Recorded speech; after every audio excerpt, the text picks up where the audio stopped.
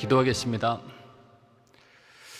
하나님 우리 아버지 감사합니다. 오늘도 우리를 불러주시고 또 이렇게 하나님께 예배할 수 있도록 우리를 축복해 주시니 감사합니다. 우리가 세상에서 살아가는 하루하루가 세상에서는 그냥 지나가는 한 날 같으나 우리에게는 영혼의 때에 부유가 넘쳐나는 날이요 또 하나님께서 기억하시는 복된 날입니다. 오늘도 예배로 하루를 시작하는 아버지 하나님의 자녀들 주님께서 축복하여 주시고 오늘도 예배를 통하여서 살아계신 하나님과의 신령한 교제가 넘쳐나는 시간 될 수 있도록 주님 역사해 주시옵소서. 예수님의 이름으로 감사하며 기도하옵나이다. 아멘. 오늘 새벽 예배에도 하나님의 은혜와 또 사랑과 축복이 예배하는 모든 이들에게 넘쳐나기를 예수님의 이름으로 축원합니다. 이 시간 함께 은혜 나누실 말씀은 이사야서 53장 5절부터 7절 말씀입니다. 이사야서 53장 5절부터 7절 말씀 함께 합독하시겠습니다. 그가 찔림은 우리의 허물을 인하며 그가 상함은 우리의 죄악을 인함이라. 그가 징계를 받음으로 우리가 평화를 누리고 그가 채찍에 맞음으로 우리가 나음을 입었도다.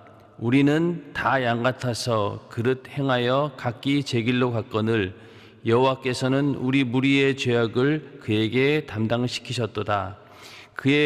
그가 곤욕을 당하여 괴로울 때에도 그 입을 열지 아니하였으며 마치 도수장으로 끌려가는 어린 양과 털 깎는 자 앞에 잠잠한 양같이 그 입을 열지 아니하였도다. 아멘. 오늘 새벽 예배는 이사야서 53장 5절부터 7절 말씀을 중심으로 하나님의 어린 양 예수 그리스도라는 제목으로 함께 은혜를 나누고자 합니다.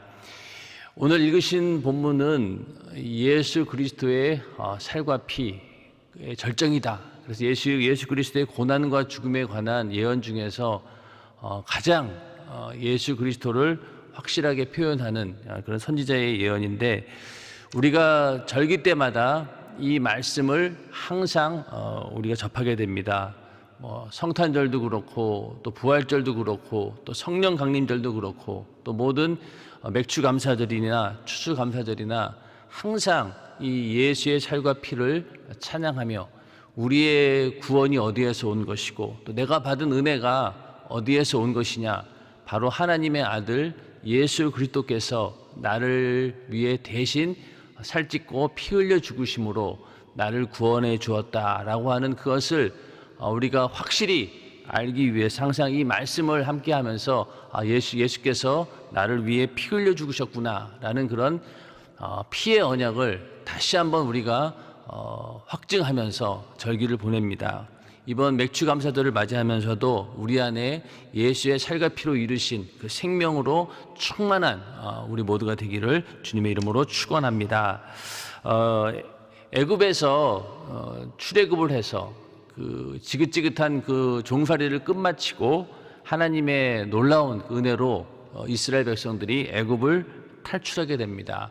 그때 하나님께서는 문설주에다가 양의 피를 바른 이스라엘 백성들에게는 재앙이 넘어가는 그런 역사가 있었고 그로 인해서 그들은 무사히 애굽을 탈출하여 이제 가나안 땅, 하나님께서 약속하신 그 가나안 땅으로 가게 되었습니다. 그런데 하나님께서 그 가나안 땅으로 인도한 그 과정 가운데 사실은 그 빨리 가면은 가나안까지 한 며칠이면은 갈 수 있는 그런 길이었는데 하나님께서는 그 가나안으로 가는 그 길 가운데 광야라고 하는 40여 년간의 시간의 텀을 주게 됩니다. 왜냐하면은 이스라엘 백성들이 아직 준비가 되지 않았던 것이죠. 이스라엘 백성들이 하나님의 백성으로서 그만한 어떤 자격을 갖추지 못했고 또 그만한 어떤 하나님의 백성으로서의 자질을 갖추지 못했기 때문에 하나님께서는 광야에 40년의 세월을 보내면서 이스라엘 백성들을 하나님의 백성으로 이렇게 만들어가는 그런 과정을 거치시게 됩니다. 그래서 광야에서 이스라엘 백성들이 있는 동안 거기에서도 하나님께서는 이 피의 언약에 대해서 멈추지 않으시고 그들에게 십계명, 하나님의 율법을 먼저 줍니다.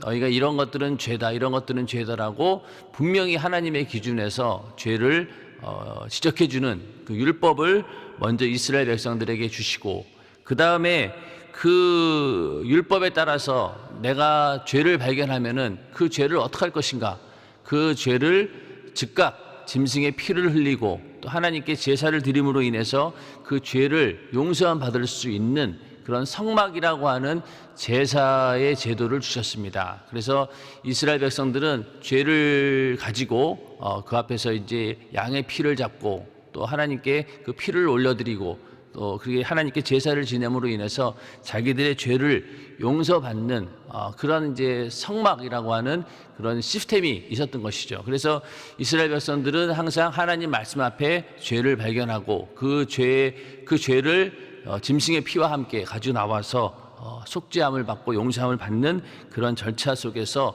늘 하나님의 어떤 그 피의 언약 가운데 그들은 계속해서 있었던 것입니다. 그렇게 광야의 모든 그 생활을 다 마치고 이제 그들이 이제 드디어 가나안으로 들어가게 됩니다. 가나안을 들어가기 전에 그 땅을 정복하기 위해서 전쟁을 하게 되고 그 전쟁에서 승리함으로 이스라엘 백성들은 그 가나안 땅에 들어가게 되죠. 그러면서 그 이후로 이스라엘은 국가가 형성이 되고 또 왕이 세워지면서 이스라엘은 더 처음에 아브라함으로부터 시작된 그 작은 그런 인구에 불과했던 그런 민족이 이제는 거대한 국가가 되어서 이제 국가를 형성하게 됩니다. 그러면서 다윗 왕 때 최고의 절정을 번영기를 이루게 되죠. 그래서 다윗 왕 때 그 이스라엘은 가장 강성했던 나라고 또 어느 나라도 틈탈 수 없었던 그런 아주 위대한 그런 왕국을 세웠습니다. 그러나 그 아들 솔로몬 이후로 그 이스라엘은 급격하게 쇠퇴하게 되었는데 솔로몬 때 하나님의 성전을 짓게 됩니다. 지금까지는 성막을 통해서 이동해 가면서 하나님께 제사를 드렸지만은 솔로몬 성전이 완성되면서부터 그때 성전에서 제사를 드리게 되었습니다. 성전에서 제사를 드리면서 계속해서 하나님을 향해서 그런 피를 흘리는 그런 제사가 계속해서 이어졌던 것이죠. 그러다가 이제 솔로몬 왕 이후로 이스라엘이 두 개로 분열이 됩니다. 북이스라엘과 남이스라엘로 갈라지면서 이스라엘이 쪼개지게 되는 것이죠. 그러다가 결국은 나중에 가서는 아수르에 의해서 또 바벨론에 의해서 이스라엘과 남유다가 완전히 멸망합니다. 그럼 그 멸망하는 과정 가운데 많은 선지자들이 나타나서 이스라엘을 다시 회복시키는 하나님의 음성을 들려주었고 또 그 메시아가 등장할 것이다.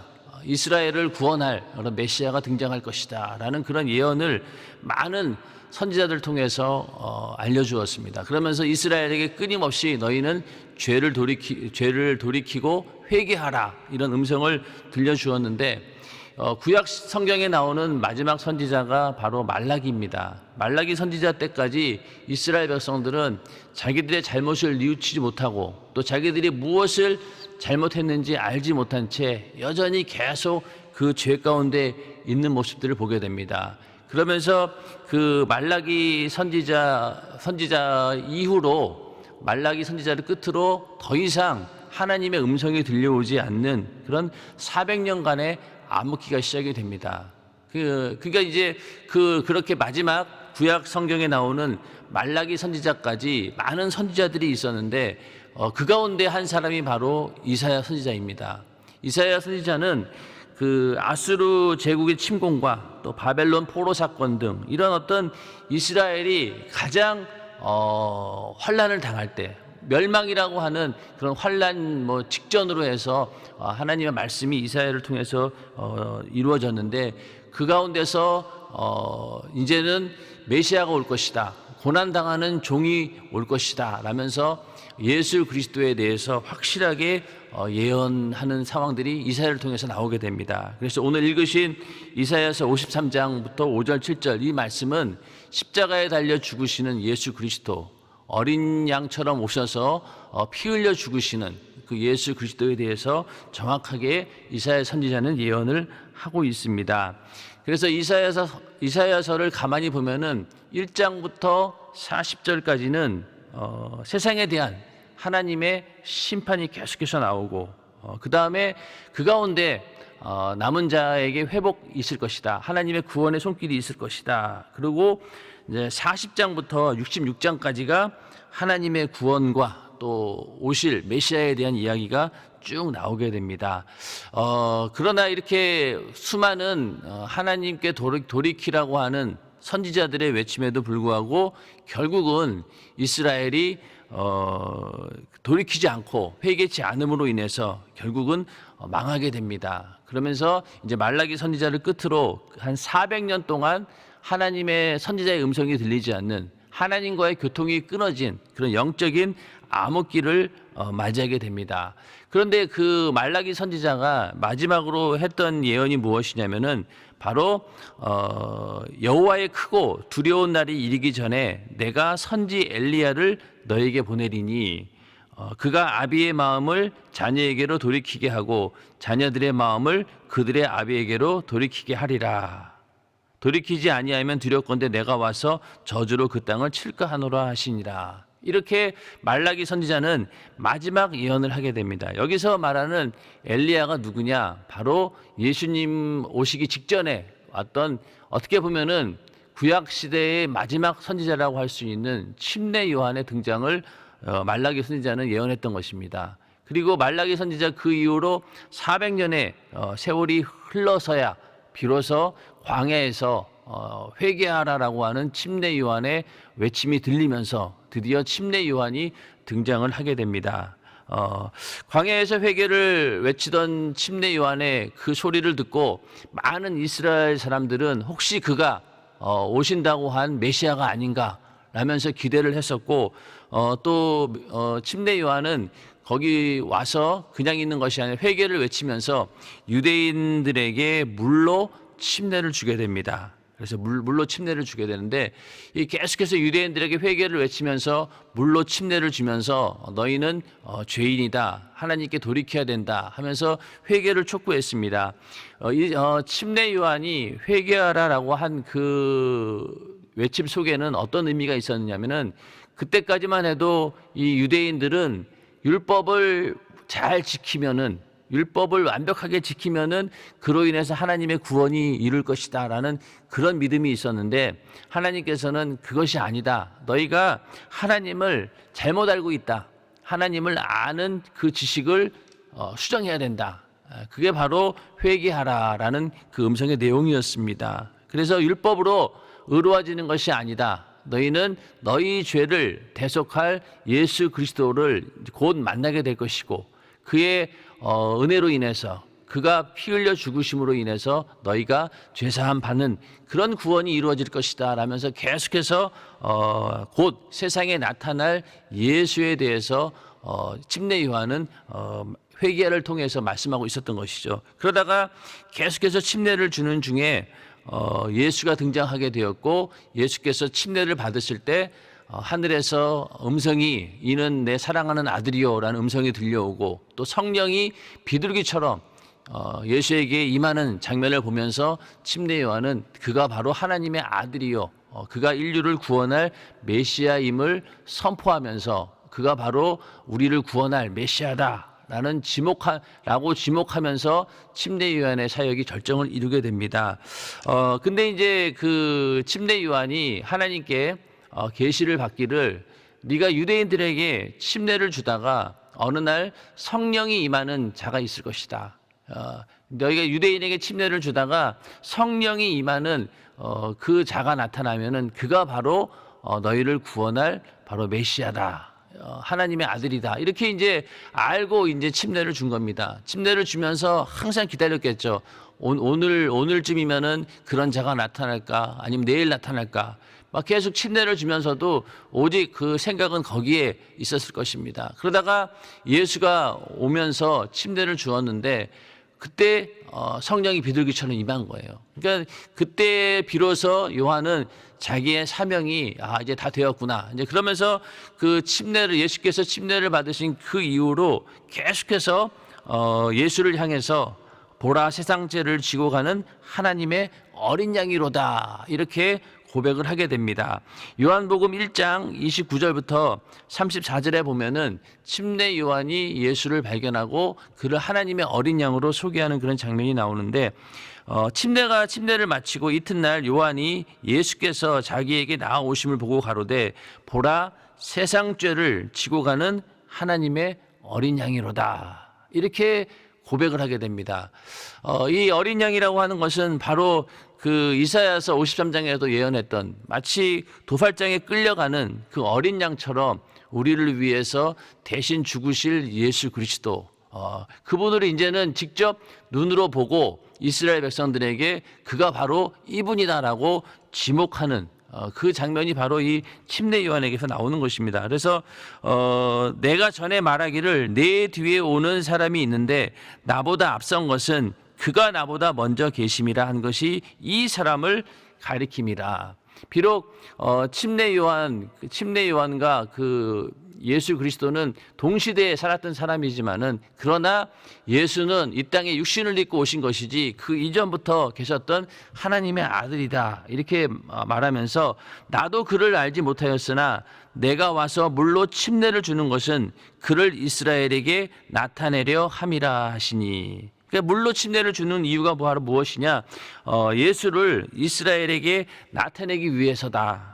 이렇게 고백하면서 요한이 또 증거하여 가로되 내가 봄에 성령이 비둘기같이 하늘로서 내려와서 그의 위에 머물렀더라. 나도 그를 알지 못하였으나 나를 보내어 물로 침례를 주라 하신 그 이가 나에게 말씀하시되 성령이 내려서 누구 위에든지 머무는 것을 보거든 그가 곧 성령으로 침례를 주는 이인 줄 알라 하셨기에. 그러니까 침례를 주다가 성령이 임하는 자, 그가 바로 하나님의 아들이고 나중에 우리에게 성령으로 침례를 주는 이가 바로 그분이다. 그리고 내가 보고 그가 하나님의 아들이심을 증거하였노라. 이렇게 침례 요한은 계속 예수를 만날 때마다 이렇게 소리칩니다. 세상 죄를 지고 가는 하나님의 어린 양이다. 그러고 나서 침례 요한은 자기의 모든 사명을 마치게 됩니다. 그 이후로 침례 요한은 옥에 갇히게 되고 결국은 죽게 되죠. 그러나 하여튼 침례 요한이 이 땅에 온 이유는 이스라엘 백성들에게 회개를 촉구하고 그들에게 침례를 주다가 예수 그리스도를 만나서 그가 바로 우리를 구원할 메시아이고 하나님의 아들이다라고 하는 사실을 지목하고 그 이스라엘 백성들에게 보여주고 나타내 주는 것, 이것으로 그의 사명이 다 완결이 되는 것입니다. 그렇게 해서 그 이후로 침례 요한은 사라지고 이제는 예수가 전면에 드러나게 됩니다. 예수의 공생애를 통해서 그때부터 예수님께서 이 땅에 오셔서 왜 오셨는가에 대해서 계속해서 보여주시죠. 그러나 이스라엘 사람들은 예수 그리스도가 어떤 분인지 그가 왜 왔는지를 알지 못하고 여전히 그들 속에는 어떤 마음들이 있었냐? 이스라엘을 회복하는 것, 이스라엘이 정치적으로 다시 한번 그 다윗 시대에 그 다윗 왕 때의 그 영광을 어떻게 하면은 회복할 수 있을까? 거기에만 골몰해 있었기 때문에 예수 그리스도를 보지 못했습니다. 그 얘기는 결국 무엇이냐? 하나님께서 이스라엘을 회복하신다라고 하는 것이 그 이스라엘 국가를 다시 다윗 왕 때처럼 새롭게 하시고 그때의 부귀 영화를 누리게 하는 그런 어떤 번영을 누리게 하는 그런 차원의 구원이 아니었다는 것이죠.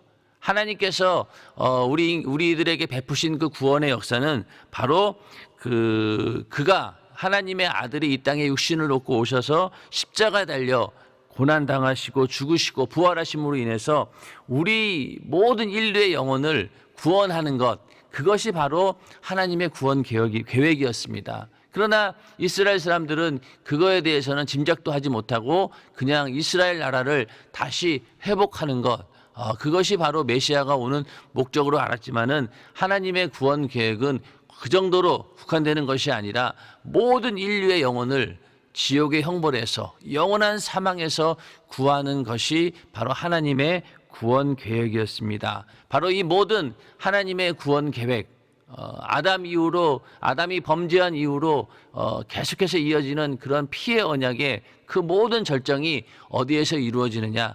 예수 그리스도의 십자가의 사건을 통해서 절정을 이루게 되고 결국은 예수 그리스도의 십자가의 죽으심과 부활로 그 모든 구원 계획을 완성하게 됩니다. 그러면서 그 구원의 역사를 우리에게 직접 성령으로 체험케 하시고 우리 안에 그 구원의 역사가 완전히 이루어지게 하시죠.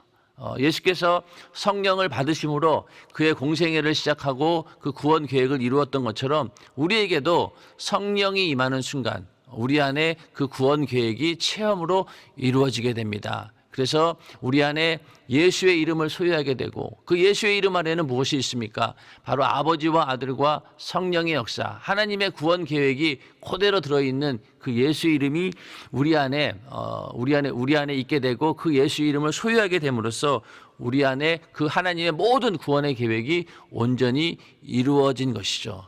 우리는 예수를 믿고 내가 성령을 내 안에 모셨다라고 하는 것은 바로 이 모든 수천 년간 하나님께서 자기 아들의 목숨을 걸고 이루신 그 구원의 계획이 내 안에 온전히 이루어졌다는 것. 그것도 그냥 지식으로 아는 것도 아니고 그냥 이론적으로 아는 것이 아니라 실제로 우리에게 경험으로 주셨다.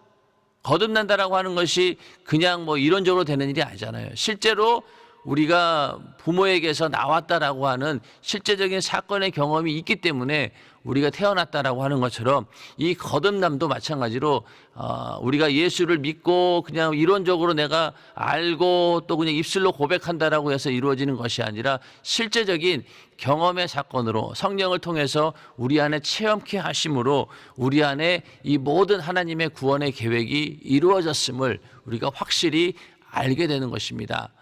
우리는 항상 이 예수의 피의 그 사건이 나에게 이루어진 나는 그 모든 사건을 소유한 자다. 그 사건을 직접 경험한 자다라는 그런 믿음을 가지고 오늘도 그 예수 그리스도께서 우리에게 주시고자 하는 그 생명 안에 있는 우리 모두가 되어야 될 것입니다. 맥주 감사절을 맞이하면서 우리는 이 하나님께서 우리에게 베푸신 이 은혜가 얼마나 큰 것인지 우리는 분명히 알아야 합니다. 이스라엘 백성들이 예수 그리스도께서 이 땅에 오신 그 목적과 그 의미를 몰라서 그들은 예수를 눈앞에 보고도 그를 믿지 못하고 망했던 것처럼 우리는 절대로 그렇게 해서는 안 되고 우리 안에 오신 그 예수를 정말로 잘 모셔서 그분과 함께 이 땅에 사는 동안 그분을 잘 모시고 또 죽은 다음에 영원한 천국에서 주님과 함께 영원히 사는 우리 모두가 되어야 될 것입니다.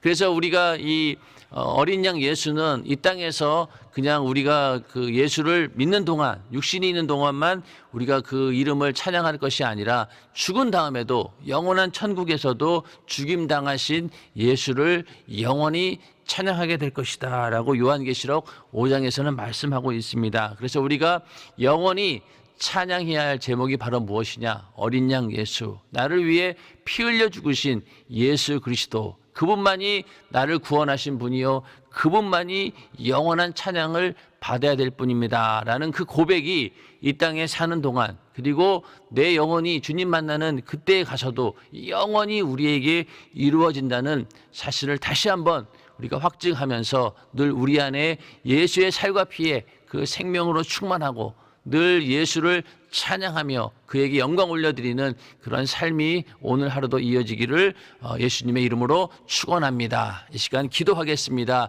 기도할 때 하나님께서는 우리에게 예수의 이름을 주시고 그 이름 가지고 무엇이든 구하라. 또 병을 고치고 악한 귀신을 몰아내라 주님 말씀하셨으니 오늘도 그 약속의 말씀 의지하여서 기도할 때 하나님의 놀라운 역사가 나타날 것입니다. 문제가 있는 분들은 가슴에 손을 얹으시고